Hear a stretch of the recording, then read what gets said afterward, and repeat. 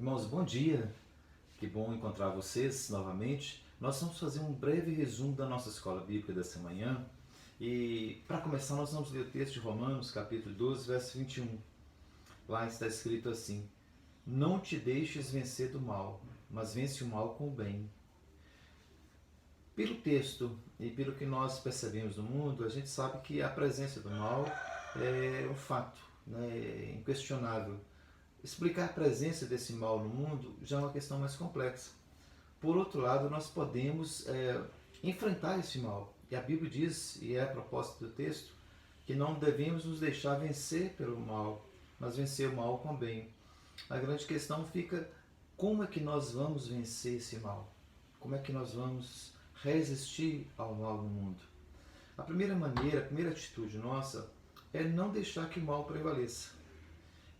Quando nós resistimos ao mal, nós estamos cumprindo o mandato de Deus, mas existe a forma certa de resistir.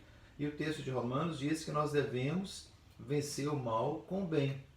E a pergunta que fizemos anteriormente é a estratégia. Que estratégia que nós vamos usar?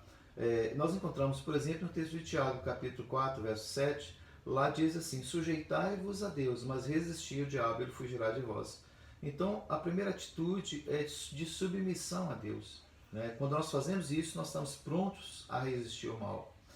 O mal, na verdade, ele só prevalece quando a gente não se posiciona. Muitos males são resultado, na verdade, da nossa omissão, não de uma ação negativa. A gente vê, por exemplo, na parábola do bom samaritano, quando o sacerdote e o levita passam de lago e deixam aquele moço ferido à beira do caminho. Eles não agravam o mal, eles não têm nenhuma ação direta no sentido de prejudicar aquele homem, mas eles deixam que o mal prevaleça pelo fato da omissão. Então, o mal, muitas vezes, ele é, na verdade, a ausência do bem, a nossa falta de atitude. O mal vence quando os bons silenciam. Existe uma outra passagem também em Tiago, no capítulo 4, no verso 17, e lá diz assim: Portanto, aquele que sabe que deve fazer o bem e não faz, nisso está pecando. Muitas vezes a gente sabe que precisa ter uma ação, ter uma atitude, ter um discurso apropriado, mas a gente recua.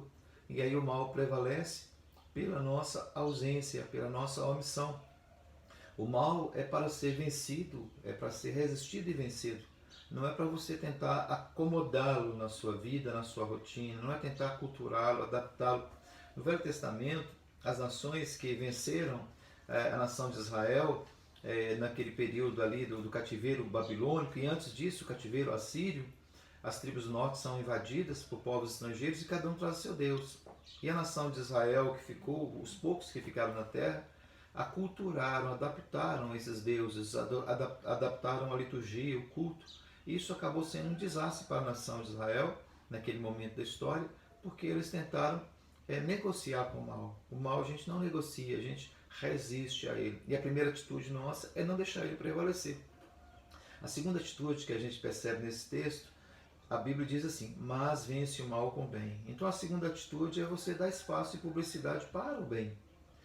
Então observe que o mal presente no cotidiano, ele precisa ser vencido, mas usando as armas do bem. A gente não vence o mal com uma atitude má também. Jesus diz assim: que se alguém te ferir a face direita, dele a outra. Se alguém obrigar você a andar uma milha, anda com ele duas. Se quiser lhe levar a túnica, deixe levar também a capa.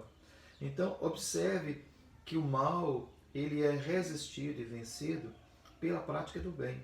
E nós, nessa prática, precisamos da publicidade. Precisamos deixar que as pessoas vejam o bem presente em nossa vida. O texto de Atos dos Apóstolos, capítulo 11, verso 24, fala de Barnabé. A Bíblia descreve assim que ele era um homem bom, cheio do Espírito Santo e de fé. E por isso muitas pessoas se uniram a ele na fé. Então observe que a nossa ação positiva, generosa, bondosa na sociedade atrai as pessoas para Cristo. Não é apenas um discurso de resistência ao mal. É também um discurso de imposição do bem. O bem é para ser manifesto, é para ser proposto. Então, nesses dias que a gente vê campeando as más notícias, as tristezas, as derrotas, os fracassos da nossa raça, precisamos ter uma ação positiva, no sentido de propor o bem, de falar do bem, de mostrar que o bem de Deus está presente em nossa vida.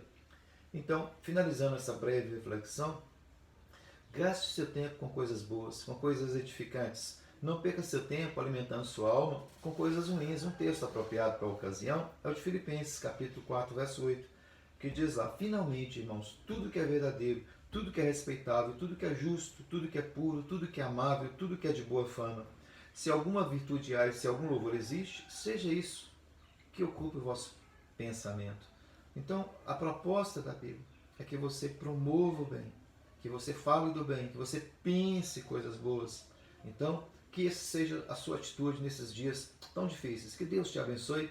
Fica essa reflexão.